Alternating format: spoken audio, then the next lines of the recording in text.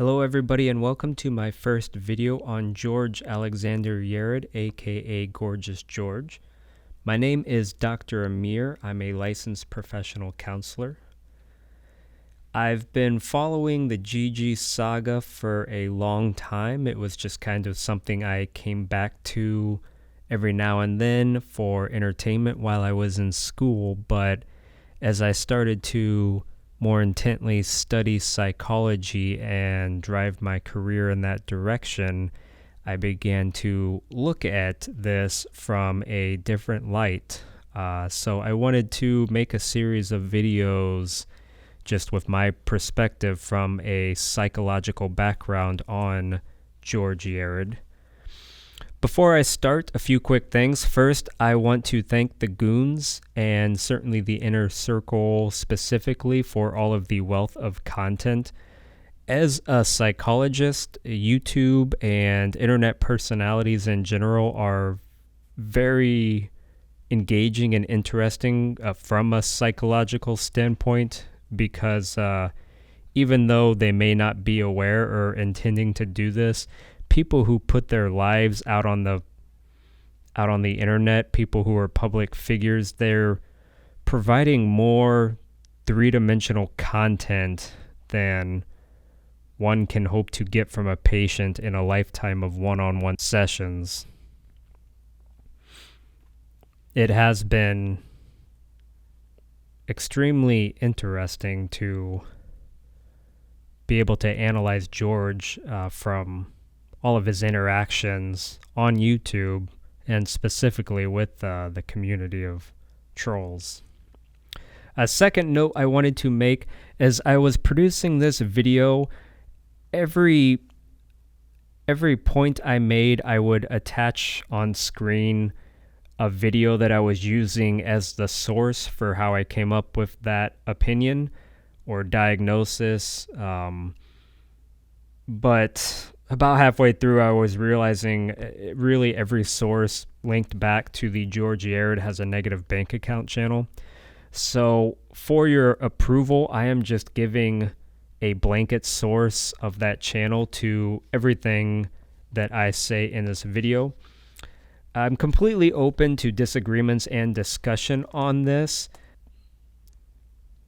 I would love to know what everyone thinks about George psychologically. I know it's been discussed before. I trust that if I'm way off base, popular majority will tell me and, I will reanalyze and recant if need be. But I do want to say that these opinions I'm presenting are formulated from years of research specifically on George with a deep background in psychology. Now to the video itself. I am presenting this first in a series on narcissism. So narcissism is a personality style, one of many defined by the world of psychology. It's essentially when a person has an overactive interest in their own being, especially physically, and excessively prioritizes their own needs, usually over others. Now, it's important to note that narcissism and narcissistic personality disorder are not the same thing. They are used interchangeably in popular culture, but it's important to note that those have two different definitions, and narcissistic personality disorder is a subset within narcissism. And I just say that because narcissism is a spectrum and at its base level, not inherently bad, which I think is just an interesting distinction to make. Having some normal narcissistic traits can be beneficial in certain social situations, but narcissistic personality disorder is at the far end of the spectrum and creates a lot of problems and consequences for those affected, as you will see. So I think to no surprise to Goons or anyone who's been following this for a while, but I certainly do diagnose George Yarid with narcissistic personality disorder. I've seen it in just about every interaction he's had with Goons in the entire history of this. As far as using the negative bank account channel as my source, I don't think you could find one video on there that doesn't in some way display narcissistic personality disorder. But I want to dive into that a little deeper and show some specific examples. So first, to kind of crack into what narcissistic personality disorder is, because it's two layers, we're doing the Shrek onion metaphor here. On top, the narcissistic personality disorder is a mental condition in which people have an inflated sense of their own importance, a deep need for excessive attention and admiration, and a lack of empathy for others. But part of what makes it a real disorder is that this always comes with a layer underneath. All of that exterior macho is just a mask for a fragile self-esteem that's vulnerable to even the slightest criticism. And we have certainly seen that in George often. Whenever he is criticized, even about seemingly minor things, he goes from 0 to 100. We've seen criticisms to his personal appearance.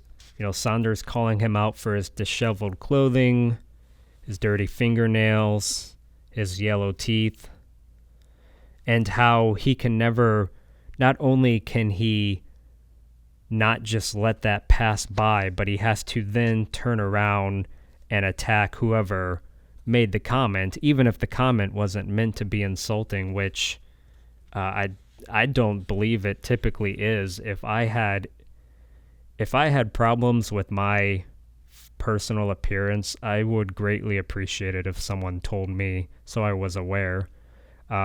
We've seen George react very harshly to criticisms of his personal hygiene. Again, if I smelled, please God, somebody tell me so that I know. But George, it affects his self-esteem so harshly that he cannot even just wash over the statement. He has to stop the conversation and turn it around with an attack. We've seen it in criticism on how he treats people, such as Saunders and Roger for helping the trolls, and criticisms to his show. So two major things here. First, Judge Gibney. So Judge Gibney ruled against George, and that affected his ego so harshly that I think it's fair to say that he has completely lost faith in the entire justice system. In later calls with Saunders, every time it's brought up that George should file another lawsuit, he's completely against it, and he either goes down two roads of, one, not believing that there's any way that justice would prevail and he would win, or two, that Judge Gibney himself is a bot judge and corrupt and has some ulterior motive, which I think anybody who does not have George's brain can easily see that there's absolutely no connection between Judge Gibney ruling against a lawsuit with no standing and him being completely corrupt and destroying our justice system. And then the second major item on criticisms to his show is his inability to ignore prank calls, taking it as a personal slight. Next, I want to talk about some primary consequences. So now that we've covered the basic structure of what narcissistic personality disorder is, let's look at some specific areas in George's life that this disorder is causing problems and has caused problems for years. So first up, a narcissistic personality disorder causes problems in many areas of life, such as relationships, work, school, or financial affairs. So breaking those out individually, first, relationships. So I am going to show on the screen a list of people that we know of that George has had an intimate relationship with, whether romantic or just friendship. So as you will see, all of these names are just who we know of, being on the outside of his life, trying to learn more about him. And every one of these people was at some point someone that George was close enough to confide very personal information with. These are 11 names. I don't know how many people in the world can say, hey, I have 11 best friends. This is what George considered these people, close confidants. And as you may notice, none of the 11 of these people currently have a positive relationship with George. All 11 of these people have left his life. And what's dangerous about this in regards to narcissistic personality disorder is not only did that cause all 11 of these relationships to deteriorate, but George, and I know the goons will agree with me on this, George will look at this list and have 11 reasons why these people are not a part of his life anymore. He will go through these one by one and list out all the reasons why it's not his fault that all 11 of these people stopped talking to him. He can't accept that he's the X factor. It's a fear of criticism. I mean, when you bat 0 for 11, it may be hard, but you have to accept you're not a good hitter.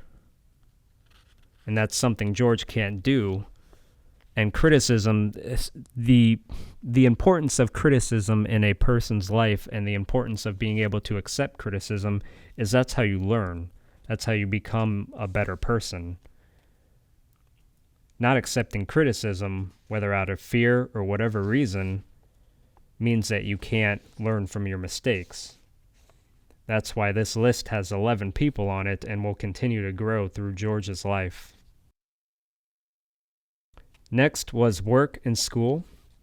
So again, linking back to a fear of criticism, just because criticism hurts that inner ego so badly that he's going to do anything he can to avoid it. And so that makes him unable to move forward upwards in his life. He's accomplished very little collegiately, and he has a career of delivering food, which I'm not trying to belittle that, but it's the kind of job that's meant for teenagers, to earn scratch while they're in school, help save up for college. It's not meant to be a full-time gig for people in their 50s, middle-aged men. And we've seen George get really defensive about these points. Again, if I were having a conversation with him and brought those up, he would list off all the reasons why I'm either wrong or he has a reason why he hasn't moved upwards to anything. We've seen him be really defensive against Saunders, especially with the college education. It never fails to crack me up when George thinks he has one up on Saunders because Saunders attended an online school but yet still graduated, whereas George attended a physical school and didn't graduate, but just the fact that he went to a physical building, that means that he is more educated than Saunders. We've heard from Angela say that George doesn't believe, behind the scenes he admits he doesn't believe he can do anything but a job like DoorDash, and that's certainly not a surprise, but not something that George will ever broadcast publicly, because that would just show him in a fragile light that he cannot possibly feel comfortable doing. And then finally, financially, being unable to save is a pretty common problem with people who have narcissistic personality disorder. George is an impulse buyer. he feels he deserves what he wants. We've heard Angela mention how when he had money, he spent it on things like cowboy dinners and just handing it out hand over fist to his friends, going to Vegas every year. And it's not just that he went to Vegas or bought a nice car. He went to Vegas constantly. He bought multiple luxury vehicles. You know, it's not just that he was spending money, it's that he believed he deserved the best of everything. And it's certainly not a surprise as to why he ended up broke, especially considering the fact that he didn't actually do anything to earn the money. It's not like that's a skill he's built that he can rely on if he runs out of money. Not being able to be honest with yourself about where you come from, not being able to be humble about how you've achieved any wealth is definitely how people end up broke. Another major consequence I want to talk about, people with narcissistic personality disorder may be generally unhappy and disappointed when they're not given special favors or admiration they believe they deserve. They may find their relationships unfulfilling, and others may not enjoy being around them. So there's certainly a lot to unpack there, and I feel like this video is going to be already longer than I want it to, so I'm going to kind of gloss over this and just give the summary of what George lives by is quid pro quo. So he thinks of relationships in terms of trading favors. Now, this likely comes from childhood rearing. It often does. I'll give this blanket statement, I do not know enough about George's childhood to make any definitive statements regarding how he may have developed different psychological disorders based off his childhood, but I do feel comfortable speculating, and again, I'm totally open to discussion, George himself included. If you disagree with me, please let me know. I'd love to hear your thoughts. But typically, it's childhood rearing. From what little I know, he rarely received praise from his father, and it was often only in return for a good act, something that made his father happier, made his father's life easier. And so that kind of psychologically trains a child as he's growing up that if somebody is going to like me, I need to do something for them. There's no such thing as just loving somebody because you love them, because you genuinely care about them. That's not something George received from his father or anybody close in his life growing up. Any authority figures, his father, his mother, his aunt. And so that makes him become irate when he feels people aren't reciprocating with him. So he'll do something for somebody and believes that that trade has been finished. That person owes them love because he did something for them. That's the good in service. And then when a person doesn't reciprocate with a favor, George not only feels slighted for not being met on the same level, but underneath, he's also hurt that he believes that person does not care about him. He doesn't think if a person just cared about them and only showed it by talking, not actually doing things for him, that's not something he's trained to be able to process. And so when people aren't doing him favors, he doesn't believe they care about him. Now diving even a little deeper, I want to look at some specific symptoms. So we've glossed over the main consequences to a person's life, specifically George's life, having narcissistic personality disorder. Let's look at some symptoms, and And this will serve as a summary as to how I confidently made the diagnosis of narcissistic personality disorder.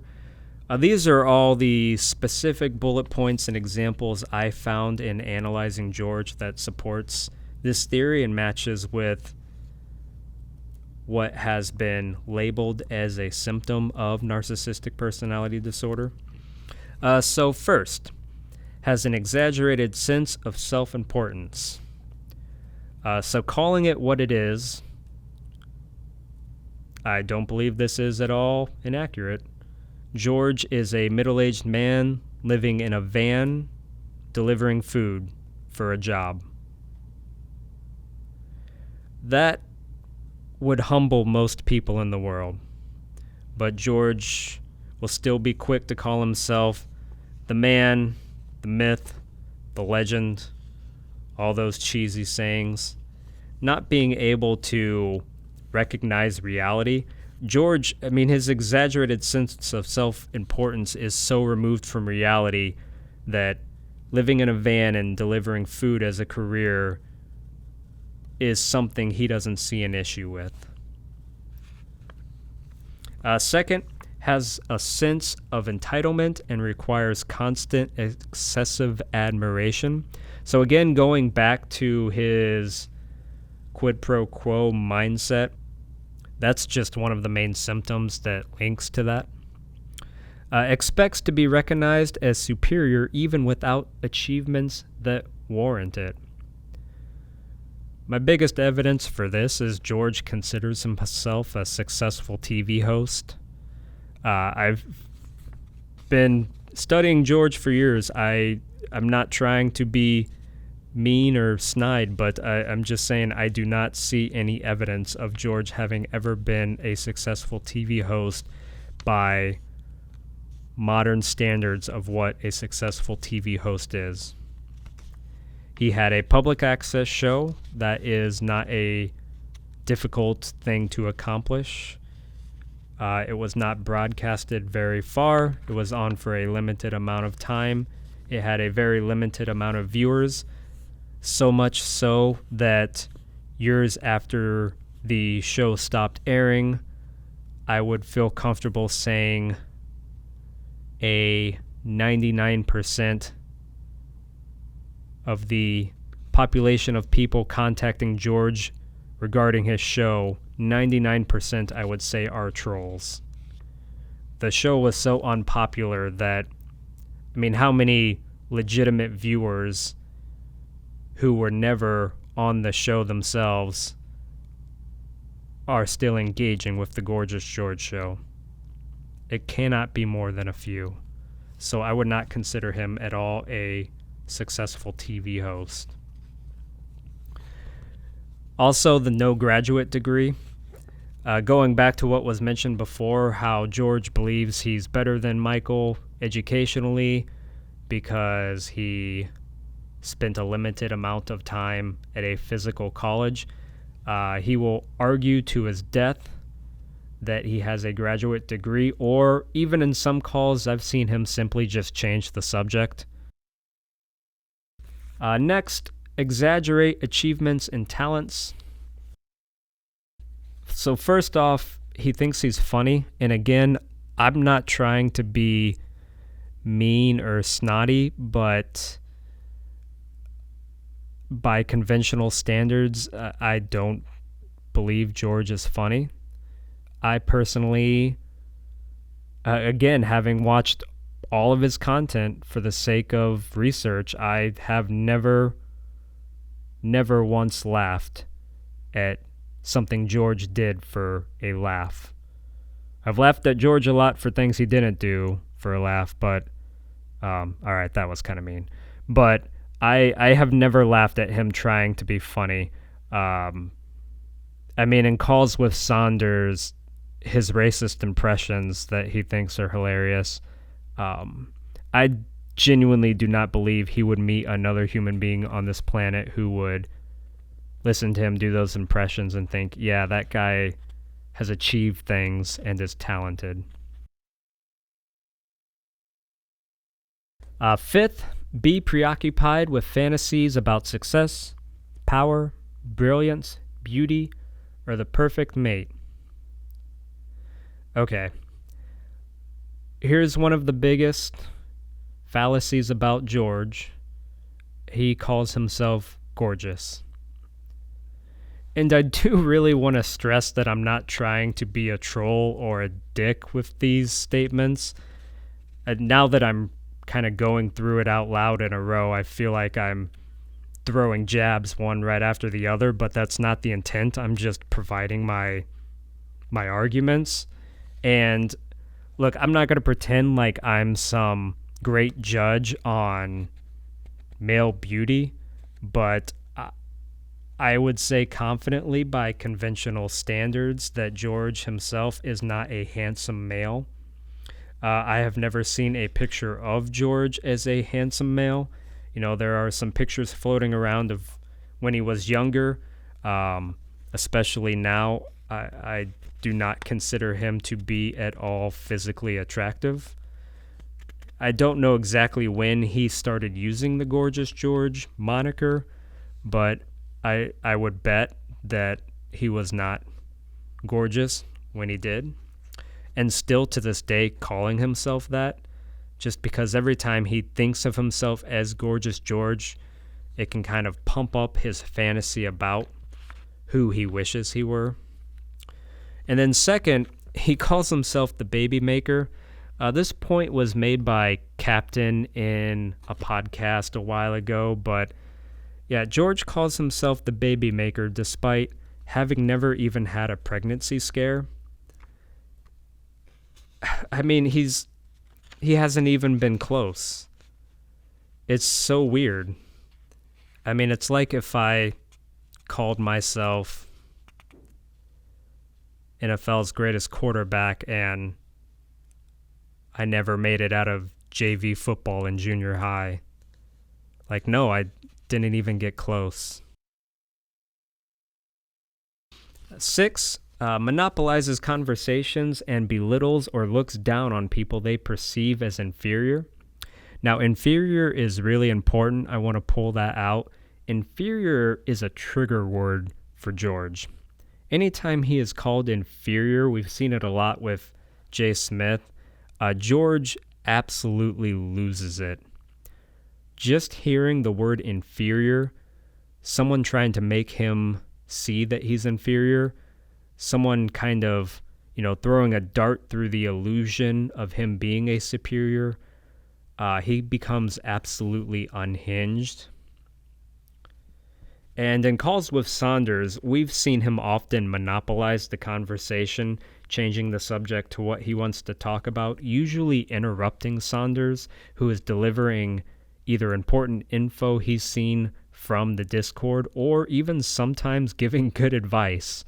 For all things Michael is, he has given George good advice on several different calls, and George heard none of it, completely spoke over it because, if he talks more, not only does he get to hear his voice more, but he gets to hear criticism less. Number 7, expect special favors and unquestioning compliance with their expectations. That also goes back to the quid pro quo. Number 8, takes advantage of others to get what they want. So 7 and 8 do kind of coincide with each other. And here's something I've noticed about George and how he interacts with people who are in his life. So George has a pattern of, and I don't believe this is something he's consciously doing. I think it's unconscious, but it's definitely happening. He will do a favor when someone is new in his life. He will do them a favor that cost him very little, and then he will expect a lot in return. And so the favors he gives to people usually don't involve him making any sacrifice or going out of his way. Giving rides to Jamie, he's out driving anyway. He rented a room to Matt. That certainly gave him a lot to put over Matt as far as reciprocating in a relationship. But in reality, Matt was going to be paying most of the mortgage. George had room in his house he wasn't using, so he wasn't really giving anything up. And he was gaining somebody paying most of his mortgage and somebody there to talk to pump up his ego, somebody there to clean. Who knows what else he did in there for George. So that's something interesting I've noticed about George. I don't think he's capable of kind of that deep of manipulation, but that is something I've noticed he does for everybody who comes into his life. It's like he's trying to, get that tab in real quick so he can pull that card whenever he needs to. Next, has an ability or unwillingness to recognize the needs and feelings of others. So I haven't talked much about her yet, but I am going to get into Jamie here. So there's been a lot said and theorized about George's relationship with Jamie over the years, and I certainly do have at least one video coming out about that. But on this point of not being able to recognize the feelings of others, the needs and feelings of others, one of the most damning things about George, and I'm trying to come at this as much unbiased as possible, not having any like or dislike towards George, so I apologize if this gets a little off track with my disgust in him, but one of the things I always hated was how George never talks about Jamie's feelings. In all his calls and everything we've seen where he talks, his rants that he does in his car, everything where he's talked about Jamie, it's not about how she felt. It's about how he felt. Jamie, for whatever she was, the end of her life must have been very hard. Being a drug addict is very hard. Not feeling like you have anyone you can trust or turn to is very hard. Knowing that you are addicted and it will likely kill you, and having nobody you feel comfortable to share these feelings with or escape to is very hard. Jamie's last moments must have been very lonely. And that's not something George ever considers. I've seen no evidence that he cares about how Jamie... I haven't seen evidence that shows George at all cared about Jamie outside of her relationship with George. When Jamie was around George, he was aware of her. He cared about her like a prized possession. But George has shown no care for Jamie's life outside of him. Jamie was like an object to him, like a book, something he could hold up to the world and say, "Hey, look at me, I've got a girlfriend. Here's a female who loves me unconditionally." The only example I've seen in how George considers Jamie's feelings is he had mentioned to Michael once about how he believed Jamie would defend him against the trolls. So again, not remotely taking into consideration in reality how we've heard Jamie feels about the trolls, and just believing that she would defend him unconditionally is a serious black mark against his soul, in my opinion. Again, I do apologize if that's over the top for this.